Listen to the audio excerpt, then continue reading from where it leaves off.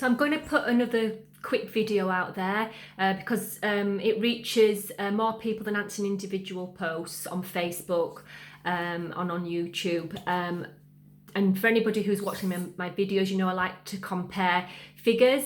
So I'm going to compare some similarities with the COVID-19 virus. I'm going to compare that with the 1976 H3N2 swine flu virus outbreak. So today's virus is the SARS-2-CoV-2, which is the virus that causes COVID-19.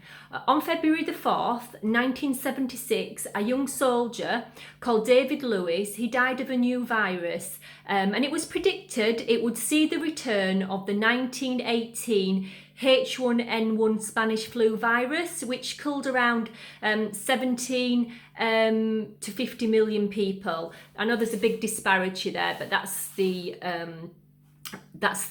information that I can find. I think most people settle on the figure of 40 million people dying. And all the newspapers ran the story of the upcoming apocalypse, which would kill millions. Now, in that year, there was a rush vaccine which caused 450 cases of the Guillain-Barré syndrome. That's a rare neurological disorder in the public who accepted the inoculation. And in 1976, 100,000 Americans died and 1 million died worldwide of that virus. It sounds familiar to today's coronavirus rhetoric. The only difference is they didn't crash their economies and lock down healthy people with no underlying conditions. Okay, small businesses have gone bankrupt. Millions are on the dole. Homeowners are losing their homes.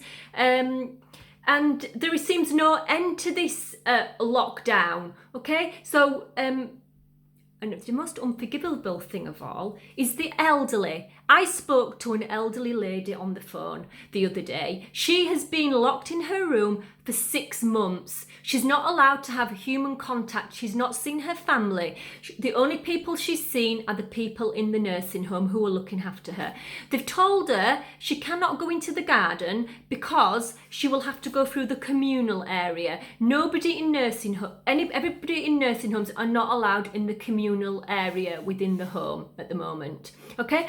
Also, do not resuscitate orders have been written for anybody that are in nursing homes. So if anything happens to them, they therefore do not resuscitate. Also, doctors are not going into nursing homes and treating the elderly. So anybody, if they fall ill in the nursing home, whether it be from the virus or anything else, they're not being admitted to hospital. They're being left to die. Okay, yes, but there has been some winners out of all of this. The top 12 oligarchs have seen their combined wealth increase by 40%. So that's about $283 billion. $283 billion, while we lot, the public, are on the dole or losing our jobs. There'll be people out there that will never go back to their jobs after this. Okay. Also, the big tech companies have seen their profits. The profits in the last 6 months top what they earned in the last 10 years. Okay. To date, the COVID-19 death total worldwide is 781,000. Now that figure will be looked at because the UK government are going to look at their figures, because there's been people who have been put on their death certificate as dying of COVID-19 and they've died of something else. So that figure will be looked at somewhere down the line. So that means 99.97% do not succumb to the virus. That makes about 0.26% who die of the virus, and most of them have got life-threatening conditions. And the common cold has always been dangerous for patients in the late stages of heart disease, CPOD, and diabetes. Also, obesity, that's causing a problem. Indeed, in the last 5 weeks in a row, it's been below the 5-year national average. So we keep hearing the science is being rushed to get a vaccine for the COVID-19. The same thing happened in 1976 to leave the public maimed and disabled. Since 1986, there's been no financial liability against the companies producing vaccines. And if the recipient of the vaccines are damaged, it comes out of the public purse. So the taxpayer pays for their own damages. So if any of us are damaged with that vaccine, we have to pay for that. Taxpayers pay for it. Okay, not the big companies who are going to be making millions, probably billions from the vaccine. Okay, Russ Vaccines is a concern to me and to a great deal of people. You know, I'm not against vaccines, but I am alert to the fact that it is being said nothing will go back to normal until all 7.8 billion people on this planet have been vaccinated. Yep.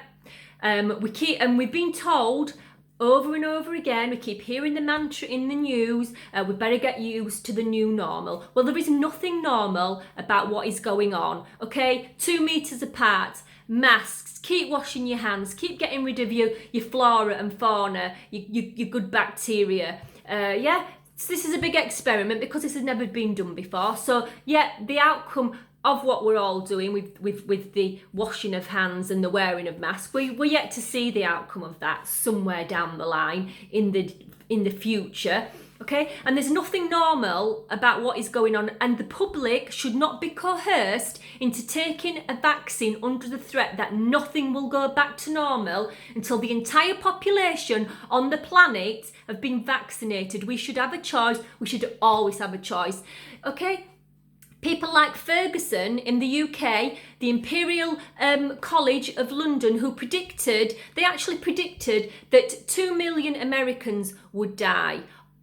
Also that 500,000 in the UK would die. Well, we know that's completely nonsense because nowhere near those figures. And I think it was based on something like 98% of the population of America in the UK succumbing to the virus. So completely rubbish. Also, Ferguson, the government, politicians, they've got vested interests in vaccines. They've all got shares in the vaccine. That is called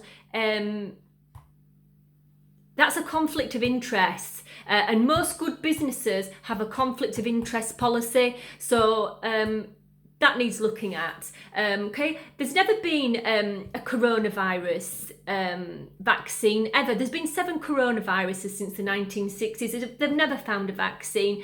They've never found a vaccine for HIV, and the flu vaccines are patchy at best. Okay, the vaccine that they're rushing through won't have been trialled properly. And I want to know what's going to be in this vaccine. There's no incentive for companies to test for safety of the vaccines because there's no financial liability. And I want to know what is the push for mandatory vaccines. There's never been mandatory vaccines ever. You know, this is straight out of the Mengele playbook. The Nazi Germany would have been really impressed with what's going on right now because not even they could have dreamt this one up.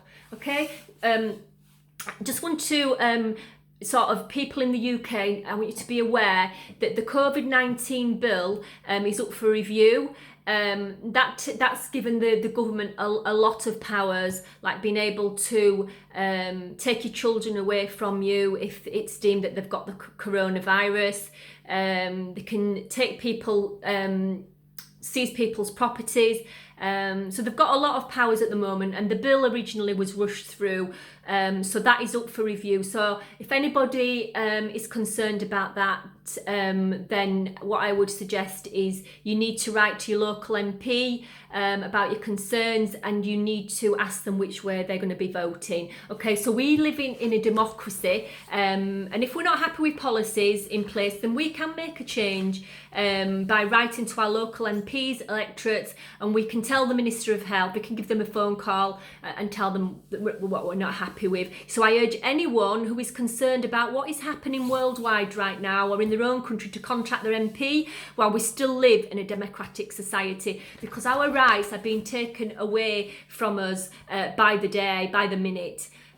So I'm going to leave you with a little thought. So if a butterfly's wing can cause an effect hundreds of miles away just by flapping at the right point in space-time, then we can make a difference. There's billions of people on this planet right now. We can come together and create the change that we want by making our voices heard. Now is the time to speak up for a better future for your children and your children's children. So we need to speak up right now.